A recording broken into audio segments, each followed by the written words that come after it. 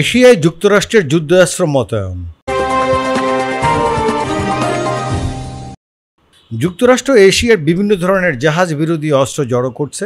গত এপ্রিল মাসে ফিলিপাইনের সামরিক মহড়াকালে মার্কিন সেনাবাহিনী তাদের নতুন টাইফুন মোবাইল মিসাইল ব্যাটারি মোতায়েন করেছে। সহজলভ্য ও সাশ্রয়ী খরচের এই যুদ্ধাস্ত্র ব্যবহার করে তারা SM-6 বা টমহক ক্ষেপণাস্ত্র সহজেই সমুদ্রে থাকা লক্ষ্যবস্তুতে আঘাত হানতে পারবে। এই ধরনের অস্ত্র তৈরি করা সহজ। 1 দশক বা তার বেশি সময় ধরে থাকা ক্ষেপণাস্ত্রের বড় মজুদ ও নকশার উপরে ভিত্তি করে এগুলি তৈরি করা হয়। এতে এশিয়া প্রশান্ত মহাসাগর অঞ্চলে চীনকে ক্ষেপণাস্ত্রের দৌড়ে দ্রুত ধরে ফেলতে সক্ষম হবে যুক্তরাষ্ট্র ও তার মিত্ররা। এই অঞ্চলে ক্ষেপণাস্ত্রের দৌড়ে সবচেয়ে এগিয়ে চীন। এশিয়া প্রশান্ত মহাসাগরে যুক্তরাষ্ট্রের পক্ষ থেকে কত ক্ষেপণাস্ত্র মোতায়েন করা হবে সে বিষয়ে কোনো মন্তব্য করা হয়নি। তবে সরকারি সামরিক ক্রয়ের রূপরেখা নথি অনুযায়ী আগামী 5 বছরের মধ্যে 800-এরও বেশি SM-6 ক্ষেপণাস্ত্র কেনা হতে পারে।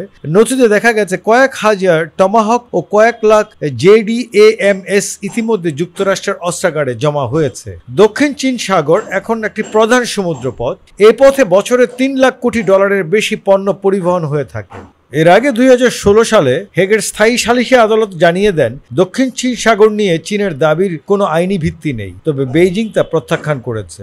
পূর্ব এশিয়ার উপকূল থেকে নিকটতম প্রধান দ্বীপপুঞ্জের কথা উল্লেখ করে বিশ্লেষক ইউয়ান গ্রাহাম বলেন, চীনের লক্ষ্য হল পশ্চিম প্রশান্ত মহাসাগরীয় অঞ্চল থেকে ফার্স্ট আইল্যান্ড এলাকায় মার্কিন নৌবাহিনীর অস্ত্রের গতিবিধি সীমিত করা। তবে ইউয়ান গ্রাহাম বলেন, প্ল্যানের জন্য সবকিছু কঠিন করে তোলার পরিকল্পনা নিয়েছে যুক্তরাষ্ট্র। প্ল্যান হচ্ছে চীনের সামুদ্রিক পরিষেবার শাখা বা পিপল লিবারেশন আর্মি নেভির সংক্ষিপ্ত রূপ। ফিলিপাইনের মতো জায়গায় জাহাজ বিধ্বংসী অস্ত্র রাখলে সেগুলো দক্ষিণ চীন সাগরের অনেকাংশ যুক্তরাষ্ট্রের নাগালের মধ্যে চলে যাবে।